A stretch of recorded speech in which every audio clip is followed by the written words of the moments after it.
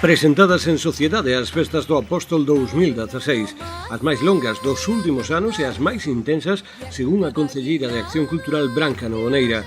Arrancarán o día 15 co pregón do catedrático de Medicina Legal Anxo Carracedo e a actuación dos portugueses de Olinda na Praza do Obradoiro. E rematarán o 30 na Quintana con Luis Dávila e Carlos Blanco.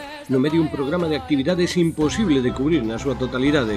Barrios, centros culturais, prazas e parques acollarán desde unha sesión de hip hop con rapeiros procedentes de todos os barrios da cidade ata obradoiros de DJ, campeonatos de futbolín, teatro, danza, a romería cativa en Bonaval, as xornadas de folclore ou o quinto certamen folk e música de primeirísimo nivel como a nixeriana Nineka, Charles Bradley and His Extraordinaries, Dandy Warhols ou Nicky West de Mambo Jambo e, por suposto, o mellor do feito aquí, Caxade, Croiter, Butalina, Familia Camaño e Malandrómeda, Samesugas, Ruxe ou Roy Casal.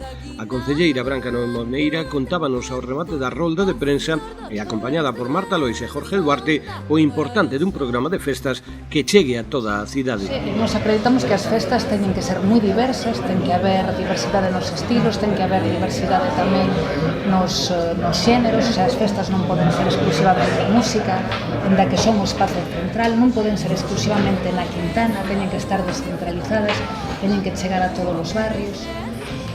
Para iso o programa de Artellando consideramos que este ano é o asentamento do proceso, non da descentralización de festas. Ten que haber efectivamente cabezas de cartel porque consideramos que as festas teñen tamén un potencial turístico para amosar a cidade aos visitantes, aos milleiros de visitantes que recibimos, non?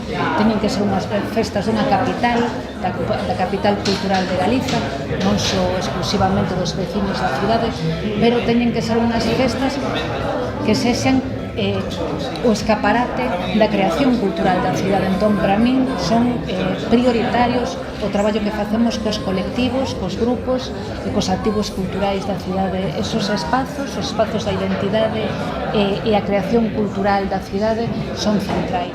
Imos preparando forzas porque desde o 15 Compostela está de festa. E se vier a morte, vais par comigo, oh Senhor Doutor.